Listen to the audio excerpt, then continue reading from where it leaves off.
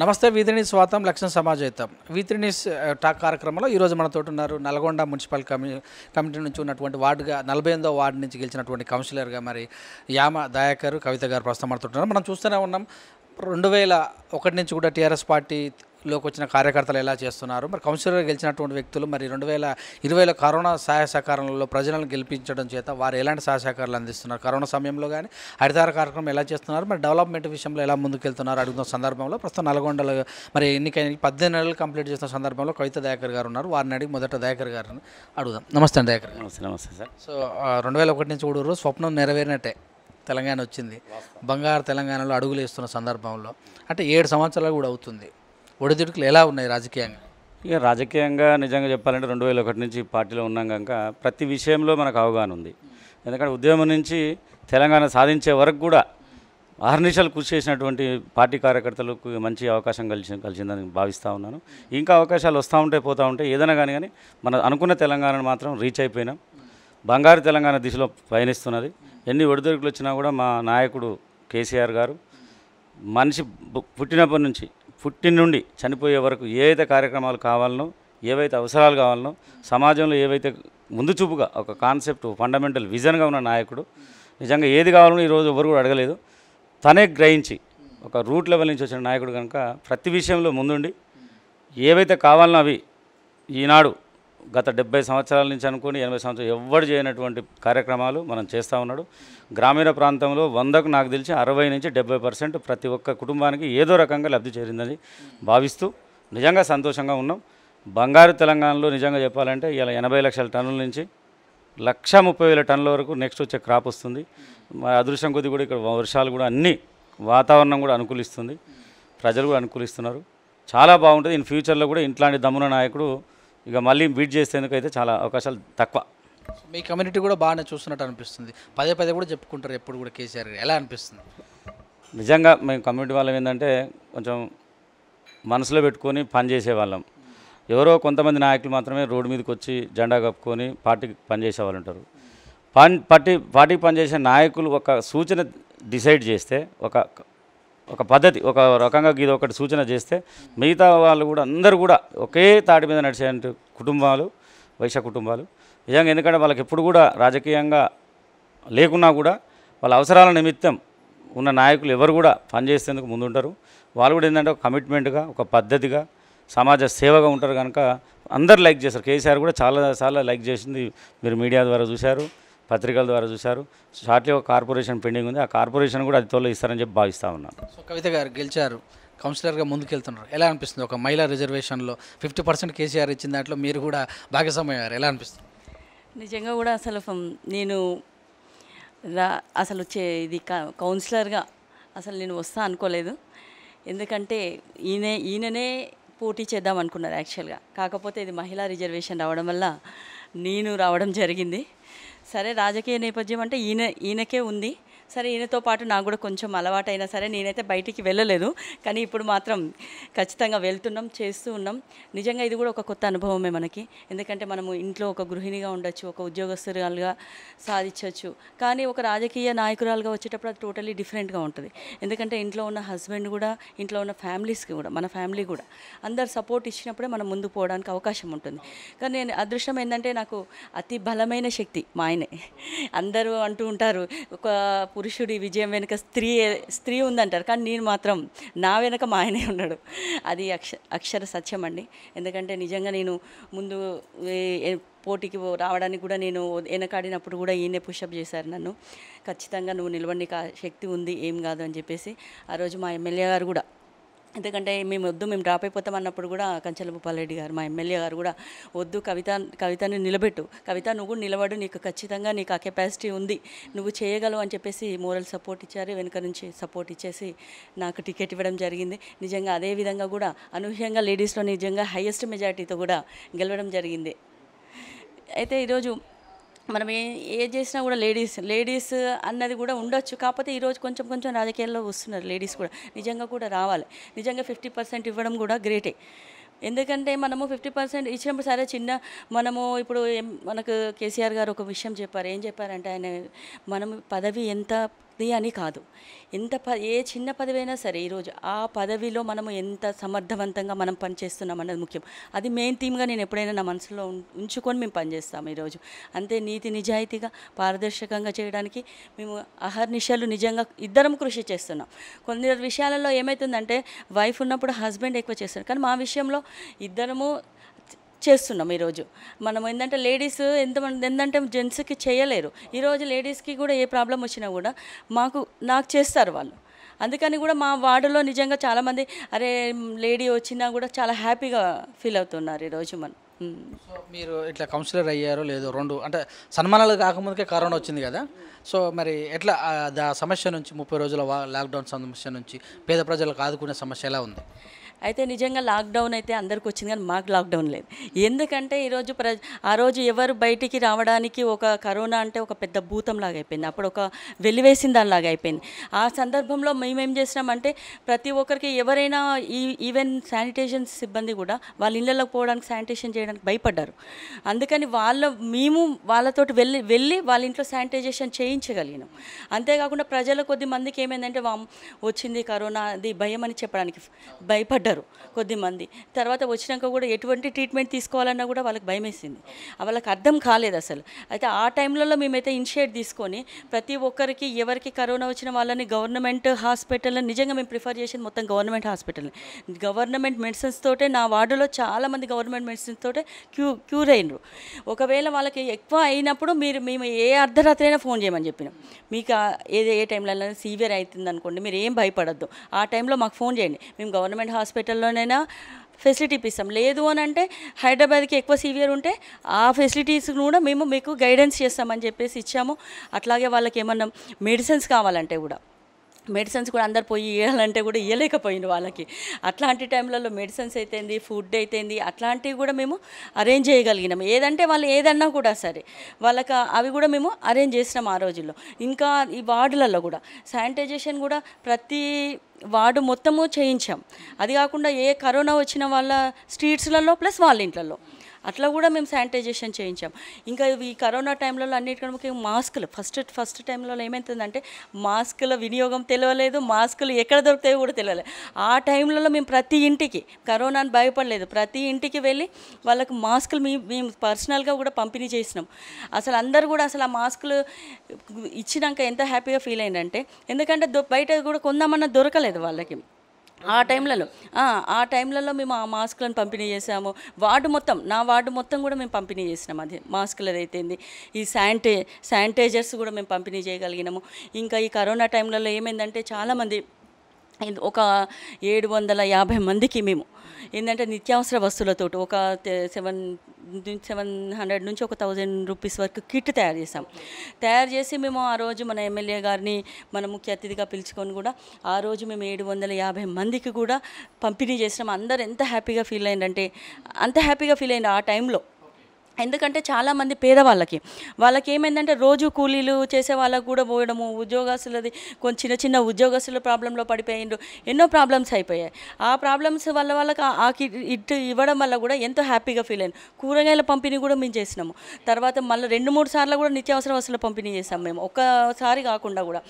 కొన్నిసార్లు ఎట్లా బేస్ చేసుకున్నామంటే ఓన్లీ శానిటరీ వర్క్ చేసే వాళ్ళు ఉంటారుగా, వాళ్ళందరూ వాళ్ళైతేంది, మాకు ఎలక్ట్రిసిటీ డిపార్ట్మెంట్స్ పడుతుంది, కూలీలు అయితేంది, కొంచెం వాళ్ళని కూడా మేము తీసేసుకొని వాళ్ళందరికీ కూడా స్పెషల్గా వాళ్ళకి మాస్కులు, శానిటైజర్లు, ఈ నిత్యావసర వస్తువులను అట్లా వాళ్ళని పంపిణీ చేసాం మేము.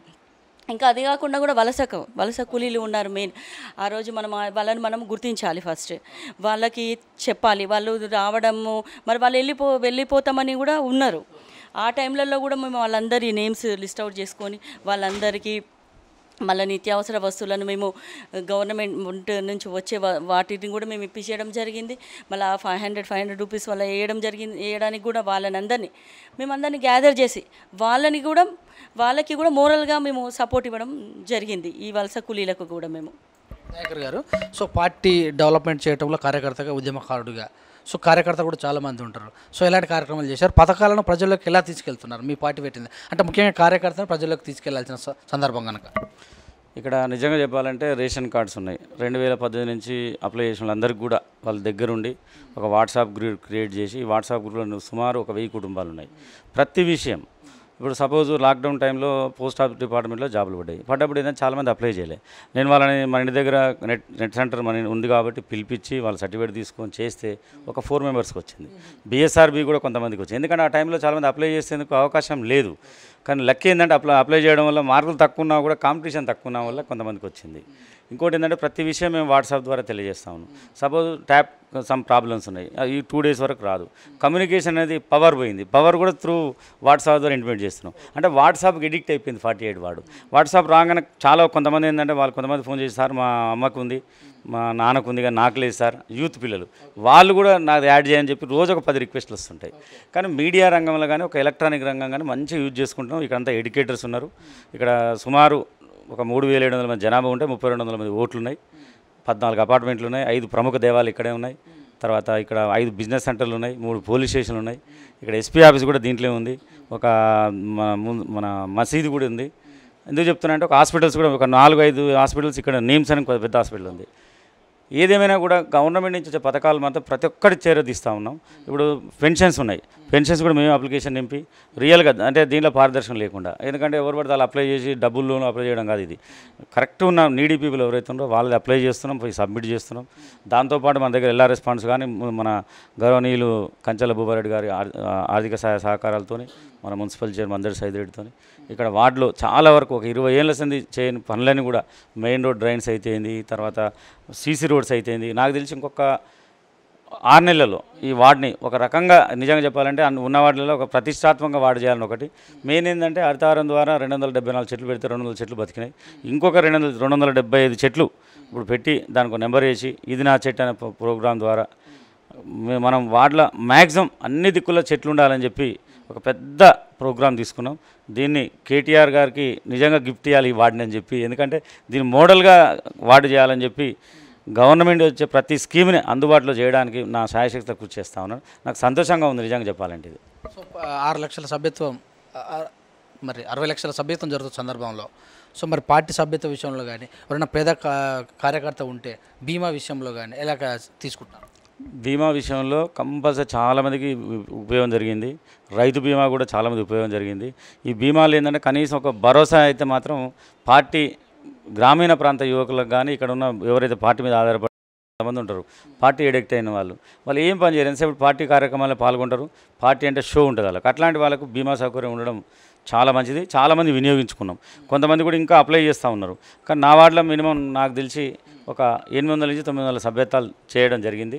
అందరికి కూడా, ఎందుకంటే మనం బీమా సదుపాయాన్ని కల్పించాం. ఇంకోటి కూడా ఏం చెప్తానంటే మున్సిపల్ వర్కులకు కూడా బ్యాంక్లో అకౌంట్ ఓపెన్ చేస్తే మినిమం బ్యాలెన్స్ 1000 వస్తే ఎవ్రీ ఇయర్ ఒక 200 నుంచి 300 రూపీస్ ఎక్స్పెండ్ చేస్తే 5 lakhs జనరల్ ఇన్సూరెన్స్ ఉంది. అది కూడా అవేర్నెస్ చేసినాం. చాలా వరకు ఇక్కడ వార్డులో ఉన్న వాళ్ళు ఉంటారు కదా, సమభావన సంఘాలు కానీ వాళ్ళకు కూడా ఏంటంటే త్రూ బ్యాంక్ ద్వారా ఇన్సూరెన్స్ ఉందని చెప్పి అవగాహన కల్పిస్తూ వాళ్ళని కూడా ఇన్సూరెన్స్ దిశగా మళ్ళిస్తూ వాళ్ళ అవకాశాన్ని నిజంగా ఇంకా పెంచడానికి ప్రయత్నం చేస్తూ ఉన్నాం. సో మేడం, సెకండ్ కరోనా వచ్చినప్పుడు ప్రభుత్వం కిట్ కూడా ఇచ్చింది మనకు. సో ఆ కిట్లను ఎలా తీసుకెళ్లారు? ఎన్నిసార్లు సర్వే చేసినట్టు ఐడియా ఉంది? ఇది సెకండ్ టైం కరోనా వచ్చినప్పుడు నిజంగా అది సివియర్గానే అయింది. ఎందుకంటే ప్రజలది నిజంగా కూడా మేము కూడా కొంచెం సఫర్ అయిపోయినాం దానికి. అయినా సరే ఏంటంటే ప్రజలందరికీ ఇది ఫీవర్ సర్వే కూడా మన కేసీఆర్ గారు చేయమన్నారు. అప్పుడు మన వార్డు ఇన్ఛార్జ్ అయితేంది, సంఘంలో కూడా ఆర్సీ వాళ్ళు మళ్ళీ మేము కూడా కలిసేసి ప్రతి అంగన్వాడీ టీచర్స్ మేమందరం కలిసి కూడా ఇంటింటికి సర్వే చేయించేసి వాళ్ళ ద్వారా కూడా మనకి వార్డులో ఏమైందంటే ఫస్ట్ టైం వచ్చినప్పుడు ఏమైందంటే ప్రతి ఒక్కరు ఎవరికి కరోనా వచ్చేదో మనకు తెలిసే వరకు అందరు ప్రికాషన్స్ తీసుకోవడానికి అవకాశం ఉండేది. ఎట్లాంటివి మనము పక్కకున్నోళ్ళకి ఇటు పక్కకు కూడా తెలిసేసి సెకండ్ టైం వచ్చేసరికి ఏమైందంటే పక్కకున్నోళ్ళకి కూడా తెలియకుండా అయిపోయింది. వాళ్ళు ఏం చేశారంటే బయటికి స్ప్రెడ్ అయ్యడానికి అవకాశం ఎక్కువైపోయింది. అందుకని ఈ ఫీవర్ సర్వే చేయడం వల్ల ఏమైందంటే వార్డులలో మనకి తెలిసిపోయింది ఎక్కడ ఎవరికి ఉంది ఏంది అని చెప్పేసి. కొంచెం మనం ఉండే వాళ్ళకు కూడా మనము చేసినాక వాళ్ళకి వచ్చినాక కూడా వాళ్ళకి కిట్స్ అందించడం జరిగింది.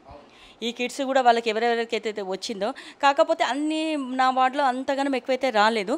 వచ్చిన వాళ్ళందరికైతే కిట్స్ మన ఆశా వర్కర్స్ ఉంటారు, వాళ్ళ ద్వారా కూడా వాళ్ళ ద్వారా కూడా పంపించడము.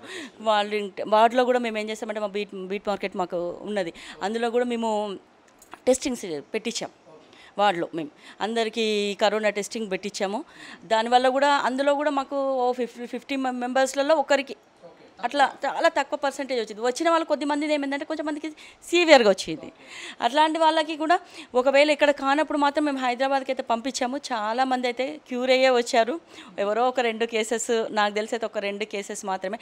అది కూడా ఎందుకంటే ఈ కరోనా టైంలో ముందు చేస్తే మాత్రం ఎవరికి ప్రాబ్లం కాలేదండి.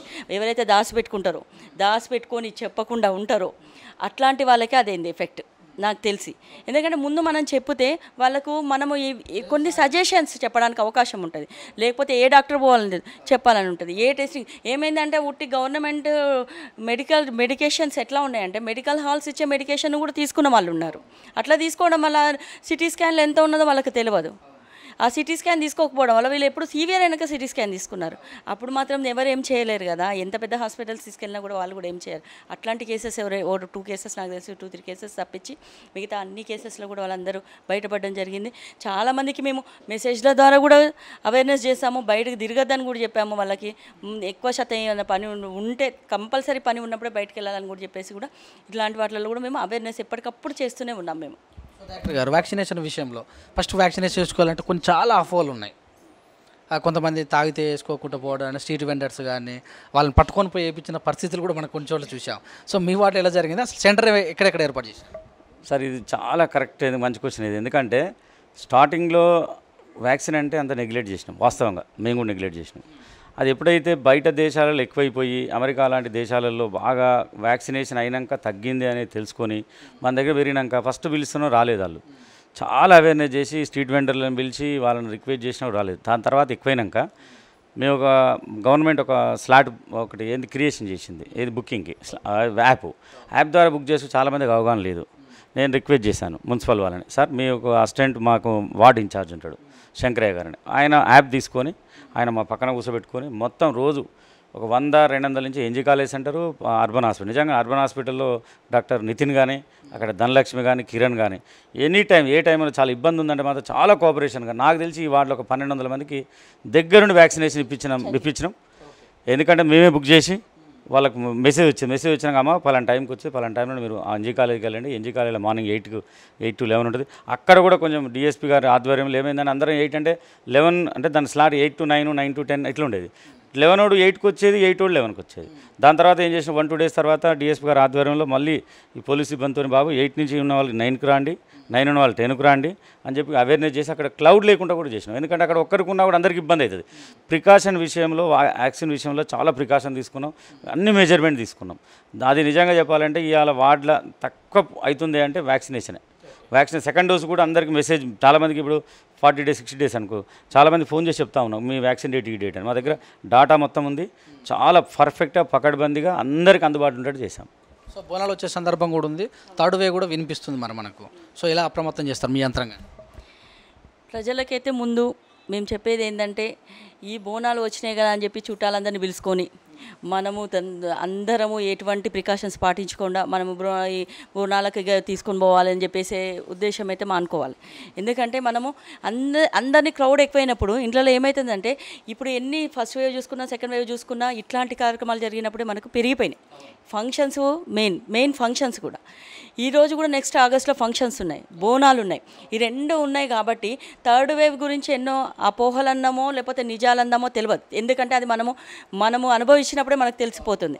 కాబట్టి మనం ఏం చేయాలంటే బోనాలు చేసుకున్నా సరే మీ ఇంట్లో 3 ఉంటారో 4 ఉంటారో కాకపోతే 5 ఉంటారో వాళ్ళు విధంగా ఒకేసారి గుంపులుగా వెళ్ళకుండా ఇప్పుడు ఏం చేస్తారంటే బోనాలు అనగానే వాడలు మొత్తం ఉంటాయి.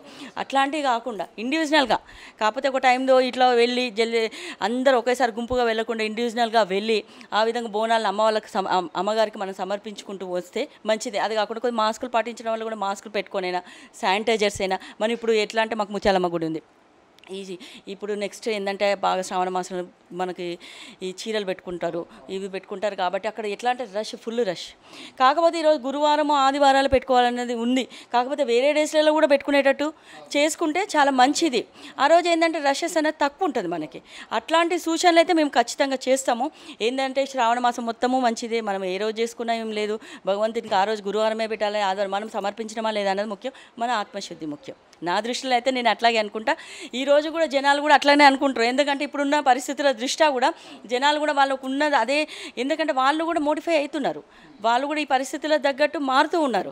ఇదివరకు లెక్క అమ్మో ఇదే ఖచ్చితం అని ఏమన్నట్లే వాళ్ళు కూడా భయపడుతున్నారు, వాళ్ళు కూడా ప్రికాషన్స్ తీసుకుంటున్నారు. కాబట్టి ప్రజలందరూ కూడా ఇదే దృష్టిలో పెట్టుకోవాలి. ఈరోజు బోనాలు అనేది శ్రావణ మాసం అయితేందని చెప్పేసి మనము ప్రతి శుక్రవారం ఈ గుడికి వెళ్ళాలి, ప్రతి శుక్రవారం ఏంటంటే ధర్మేశ్వరం గుడి ఈ గుడి వెళ్ళాలని అనకుండా మీరు మంగళవారాలు పోతారు, లేకపోతే సోమవారాలు ఏదో ఒక వారాలలో పోయి మీకు మీ మొక్కులను తీర్చుకోవడానికి ఆ విధంగా మనం పాటించేటట్టు ఉండాలని చెప్పేసి ప్రజలకు కూడా నేను ఎట్లాగో మీ మీడియా వచ్చింది కాబట్టి నాకు కూడా ఇది ఒక సందర్భము, అవకాశం కాబట్టి నేనైతే ప్రజలందరికీ బోనాలు వచ్చిన తర్వాత ఈ శ్రావణ మాసంలో అమ్మవారికి చీరలు అందరూ సమర్పించుకుంటారు కాబట్టి మీరు అన్ని జాగ్రత్తలు పాటించుకుంటూ శానిటైజేషన్ విషయంలో అయితేంది, మాస్కుల విషయంలో అయితేంది, సోషల్ డిస్టెన్స్ కూడా పాటించుకుంటూ మీ మొక్కులను తీర్చుకోవాలని కూడా నేను ఈ మీడియా ద్వారా కూడా నేను చెప్తున్నా మీ అందరికీ. దయాకర్ గారు, సో ప్రతిపక్షాలు కూడా కొన్ని ఎంత చేసినా కూడా కొన్ని కాంట్రవర్ట్ చేస్తుంటుంది.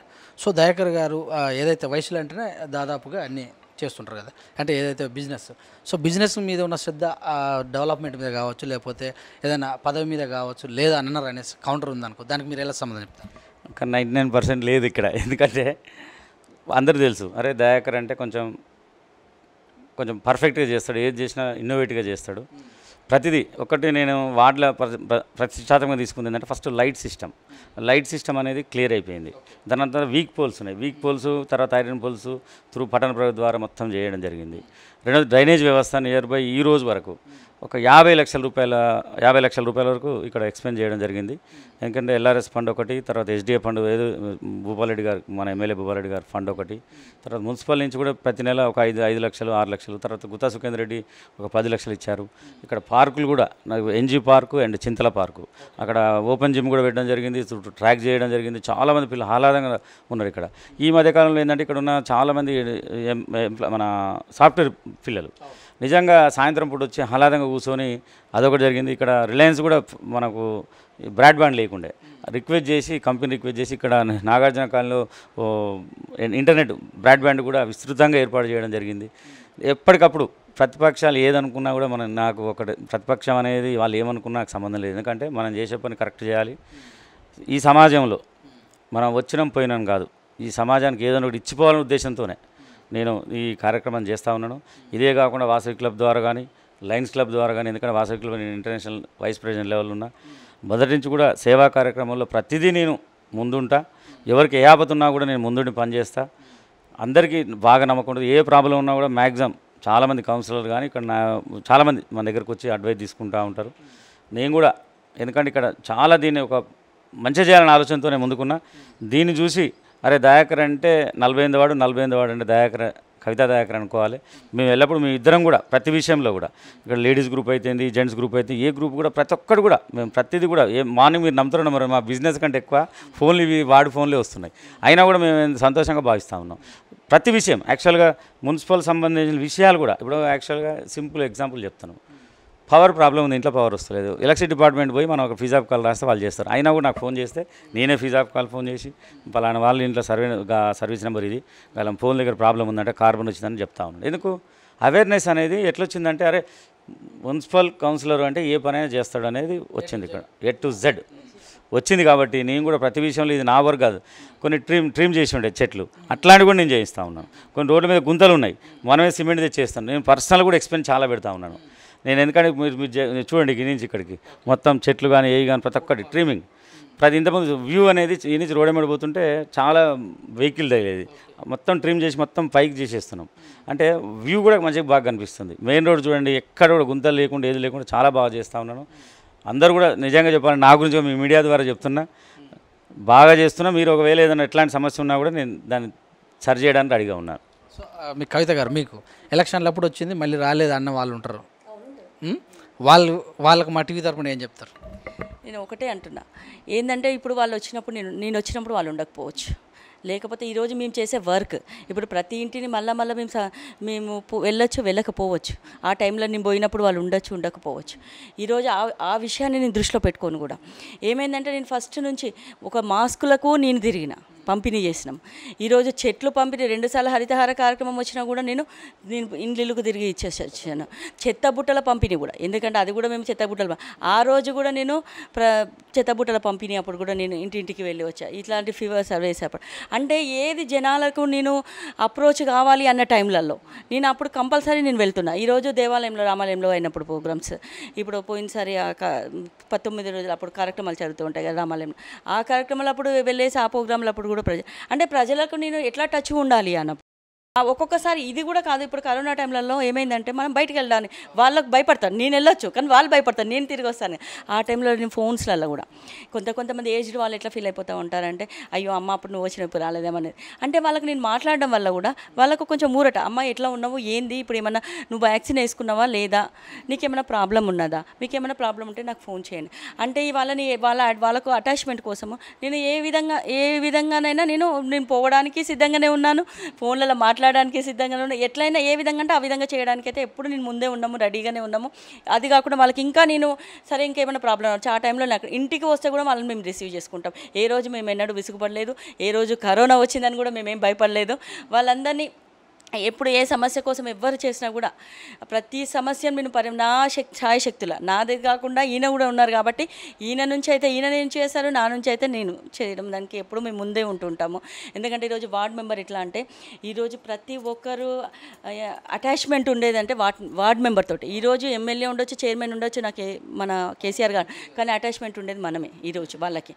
కాబట్టి వాళ్ళకి సమస్య వస్తాయి. ఈరోజు ఇంట్లో గొడవ వచ్చినా సరే ఇంకా ఇది ఒక్క సమస్యలే కాదు, మాకు నిజంగా చెప్పాలంటే ఒక వార్డులో ఉన్న సమస్యలని రావండి, ఇంట్లో వాళ్ళ ప్రాబ్లమ్స్ కూడా ఎందుకు ఈయనకు అదొక పేరుంది మా సార్కి, ఏదైనా ప్రాబ్లమ్స్ వస్తే అవి కూడా సాల్వ్ చేస్తారని చెప్పేసి రోజు ఒక గొడవ అయితే వస్తూ ఉంటుంది.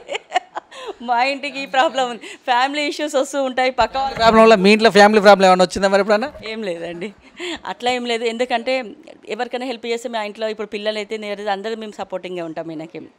మేము ఎందుకంటే మేము కూడా అందులోనే సంతోషాన్ని వెతుకున్నాం. నిజంగా చెప్పాలంటే సేవ చేయడంలో సంతోషంగా అనుకున్న వాళ్ళకి ఆ ప్రాబ్లం రాదండి. అండర్స్టాండింగ్ ఉన్నప్పుడు ఏది ఉండదు.